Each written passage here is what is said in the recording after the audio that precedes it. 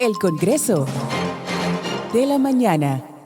Continuamos en el Congreso y ahora sí tenemos nuevamente al pasado ministro de Economía y Planificación de la República Dominicana, profesor catedrático de la Universidad de Harvard, Juan Ariel Jiménez Núñez. Bienvenido. Ahora sí te escuchamos, Juan. Muy buenos días. La Ahora verdad sí. es que muy contento de estar compartiendo con ustedes en este Congreso de la Mañana, que espero que el Congreso de la República tenga gente tan capacitada, tan preparada y tan preocupado por el pueblo dominicano como son ustedes. Wow, Gracias, qué honor. Un qué placer. honor, qué honor. Viniendo de ti, sobre todo con tu experiencia, con tu preparación y en lo que teníamos el problema, le decíamos a todos nuestros televidentes de tu preparación y tu capacidad, de cómo eres ejemplo para jóvenes, de que se puede lograr y de cómo desde ahora en la oposición has sido una voz referente independientemente de partidos o de colores. Agradecíamos tu video y cómo nos ilustras. Entonces vamos a entrar en materia directamente. Sabemos del impacto que tendrá de aprobarse este proyecto de modernización. Entonces queremos ver cómo tú nos ayudas ya de manera directa a entender algunos puntos que tú entiendes que no deberían o que pueden ser de otra manera. Lo primero es decir que esta reforma fiscal que ha presentado el gobierno no es inevitable. No es cierto que es un trago amargo que tenemos que darnos los dominicanos para enfrentar problemas mayores. Y voy a explicar dos razones. Primero, esta reforma no va a reducir la deuda pública. ¿Por qué? Porque el gobierno ha dicho, voy a recaudar 122 mil millones de pesos y voy a gastar 119 mil millones de pesos. Entonces, no es una deuda para coger dinero, no es una reforma para tomar dinero de los contribuyentes y pagar deuda. Entonces, por ahí no va el asunto. Segundo elemento, no es un pacto fiscal que permita a la República Dominicana transformar su modelo económico. No es un pacto fiscal que permita financiar el desarrollo. Yo les doy un ejemplo. ¿Cuánto me hubiese gustado estar en un pacto fiscal donde el gobierno diga, miren, queremos desarrollar Santiago, queremos que los cruceristas que están llegando a Puerto Plata puedan fácilmente llegar a Santiago a través de la autopista del Ámbar y poder disfrutar de todas las cosas hermosas y atractivas que hay en Santiago? Y eso dinamizaría la economía de Santiago y de toda la región norte. Eso cuesta esta cantidad de dinero y hay que financiarlo. Eso sería un pacto fiscal porque es dando y dando. Pero lo que estamos viendo es que no, el gobierno dice, mira clase media, te voy a poner a pagar todo este dinero y no te voy a dar nada a cambio.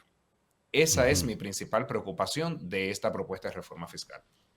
¿Cuáles son esos elementos que van a gravitar más en la sociedad dominicana, sobre todo en la clase media, de la propuesta? Lo primero de es el reforma? aumento del ITEVIS.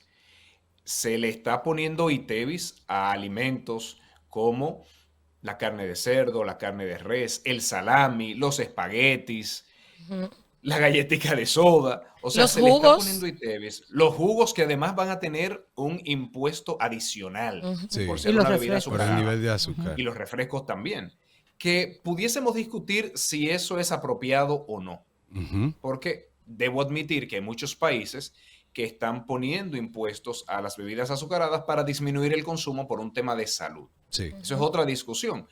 Pero lo que sí se ve es que va a golpear fuertemente el presupuesto familiar, que de por sí ya está muy disminuido, porque tenemos que ponernos en la piel de una familia que acaba de pasar por un importante incremento en los precios. La canasta básica hoy es mucho más cara de lo que era en años anteriores, que está pagando una electricidad más cara, que posiblemente tiene varios años que no le aumentan el salario si tiene la dicha de tener un empleo. Y poner a esa familia a pagar más dinero sin ningún programa que mejore su calidad de vida, la verdad es que me parece preocupante. Juan Ariel, Randy Estrella de este lado. En el año 2012 se aprobó la Ley 112, la Estrategia Nacional de Desarrollo, donde se planteaba la necesidad de una reforma fiscal. En el año 2018, el expresidente Danilo Medina planteó la necesidad de una reforma fiscal. En el año 2024, los tres principales candidatos, tanto Luis Abinader el expresidente Fernández, como el candidato del Partido de la Liberación Dominicana, el exalcalde y presidente de la Cámara de Diputados, Abel Martínez, también plantearon la necesidad de una reforma fiscal.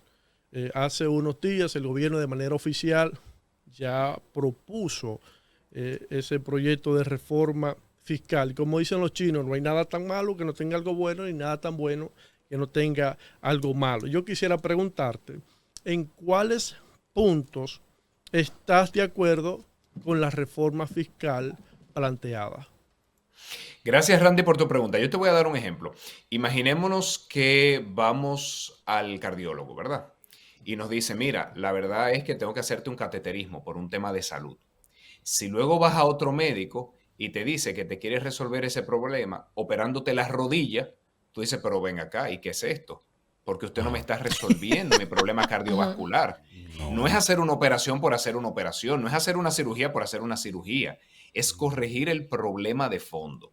Entonces, la ley 112, como bien señalas, en su artículo 36, establece la necesidad de un pacto fiscal.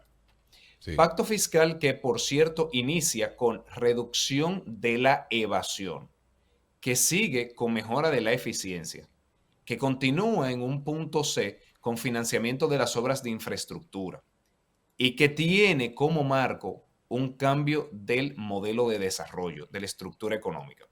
Yo te puedo asegurar que lo que ha presentado este gobierno no va ni remotamente por ahí. Ahí no hay absolutamente nada que permita decir esto va a transformar la economía dominicana.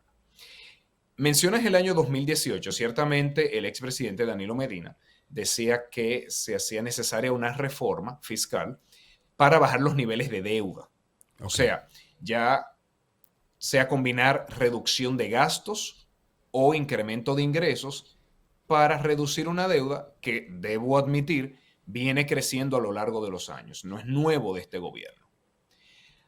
Esta reforma fiscal tampoco va por ahí, porque todo lo que le ingresa lo gasta.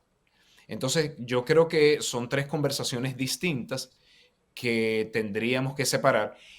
Y para poder hablar de una reforma fiscal, se debe empezar estableciendo el para qué. ¿Qué queremos lograr con esta reforma? Porque, insisto, no es reformar por reformar. Tú me preguntas qué cosas me gustan de la reforma. Básicamente nada. ¿Por qué? Porque una discusión de la reforma sin una mejora de la calidad del gasto es simplemente decirle a la población, sobre todo a la clase media, dame más dinero para seguirlo malgastando.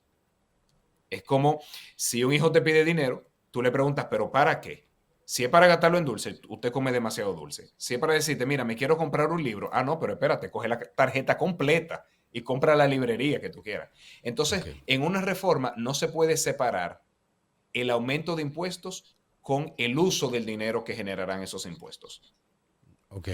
En ese mismo sentido, entonces, podríamos decir, y desde tu punto de vista, que habían otros métodos para poder recaudar más fondos para el Estado dominicano y no necesariamente lo que se está planteando en este momento. Yo creo que el gobierno debió iniciar con reducción del gasto corriente improductivo.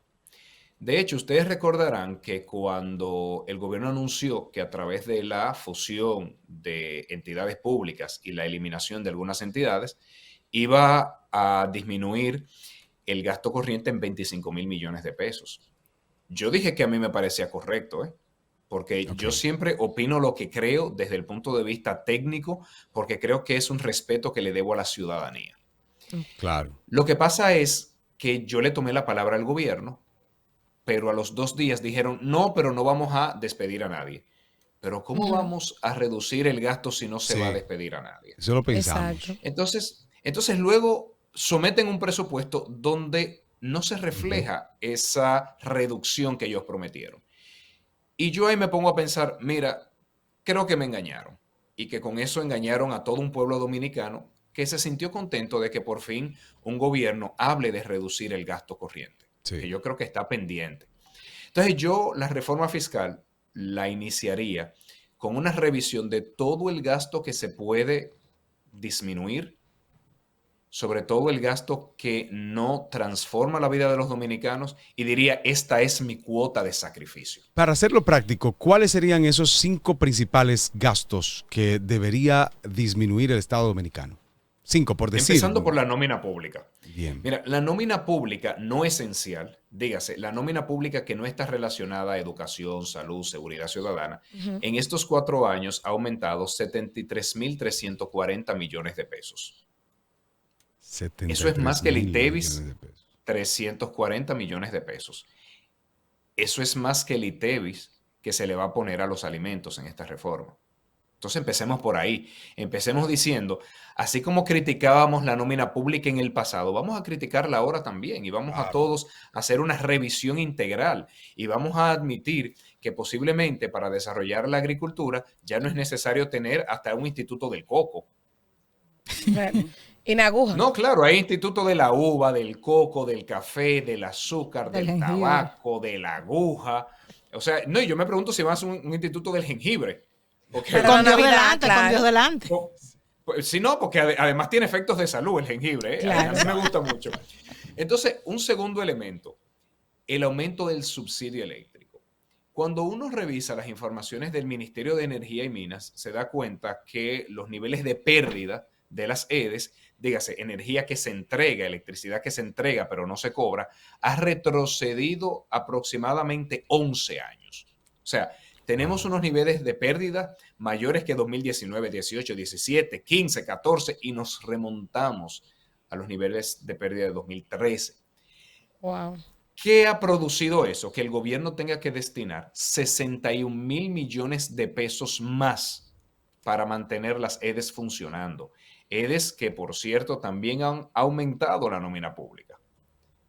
Y ustedes recordarán que en momentos donde había una fuerte tanda de apagones en la zona norte, el administrador de Edenorte dijo que era una culebrita que se había entrado a una de las estaciones de electricidad. Entonces, ya ustedes ven lo mal que está el sector eléctrico. Y eso hace que el gobierno tenga que destinar muchísimos recursos. Miren que entre nóminas, 73.340 millones de aumento y subsidio eléctrico, 61.000 millones de pesos. Estamos hablando de más dinero que todo el dinero que se piensa recaudar con esta reforma. Ustedes ven que la clave está en reducir el gasto improductivo.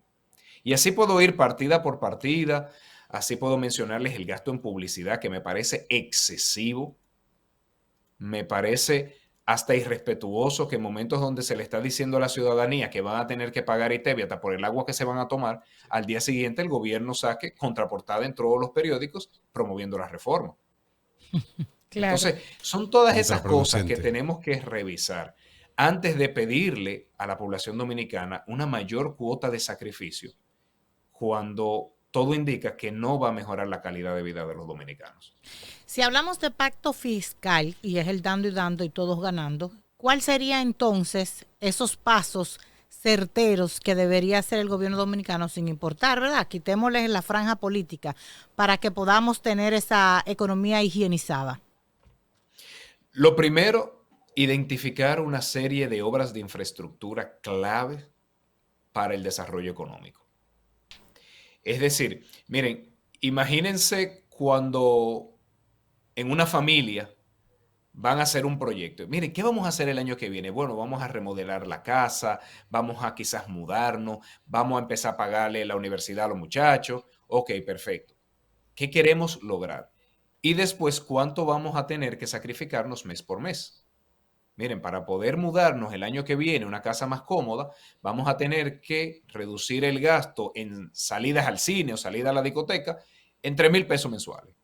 Y vamos a tener que reducir este otro gasto en 2,000 pesos. Y así uno va acumulando el dinero que le va a permitir mejorar su calidad de vida. A nivel de gobierno, ¿qué yo propongo? Primero, identifiquemos esas obras de infraestructura. No es difícil. Como ministro de Economía, realicé el Plan Nacional de Infraestructura con apoyo del BID, donde están todas esas obras identificadas y ya el gobierno que decida, en diálogo con la sociedad, qué va a priorizar. Yo les propongo dos cosas. Uno, la carretera del Ámbar que conecta Puerto Plata con Santiago en menos de 35 minutos. Ujú. Y además terminar la carretera de la autovía del Atlántico que va desde Puerto Plata hasta Montecristi. Algunos están Si en eso le contra añadimos, de la autopista del Ámbar por el daño medioambiental. ¿Se estudió? ¿Pudiste estudiar esa parte también? ¿Hay alguna opinión en ese sentido? mira, el diablo está en los detalles y ya sería un Ministerio de Obras Ya, Públicas exacto, con exacto. el Ministerio de Medio Ambiente que diga, en vez de hacerlo en este kilómetro, que sea este otro. Que sea Pero este desde el otro. punto de vista económico, Ok, ok. si es necesaria una carretera que permita a Santiago recibir todo ese tránsito de cruceristas que hay. Y un tercer elemento, el puerto de Manzanillo. Ok. Yo les aseguro que con esas 3 obras de infraestructura, toda la región del Cibao, sobre todo Cibao Norte y Noroeste, va a ser transformado. Y entonces así uno va y vámonos para el este. De esos tres, acueducto de Juan Higüey. Ariel, y discúlpame, de esos 3 puntos que mencionas, 2, tanto el puerto de Manzanillo como la autopista del Ámbar, se plantearon hace 4 años y pico, pero no se ha hecho absolutamente nada. Se plantearon y se incentivó y se determinó la necesidad, pero no se ha iniciado. Mira, te doy un dato. El presidente Abinader lo dijo en su discurso de toma de posesión y yo me paré y lo aplaudí. Sí, Porque qué bien, qué independientemente bien. de la bandera política No, y el claro. color partidario, uno quiere lo mejor para su país. Y yo dije, si el gobierno hace esas 2 obras, de verdad que se lo voy a agradecer y lo voy a reconocer públicamente. Wow, qué bien. Entonces, yo creo que No te dieron la podemos ir. oportunidad. Y lamentablemente no me la han dado. Por favor, ayúdenme a reconocer las cosas buenas de este gobierno. Tú quieres, pero no me te da pena dejan. hacerlo. No Juan me Ariel. dejan, no me ayudan.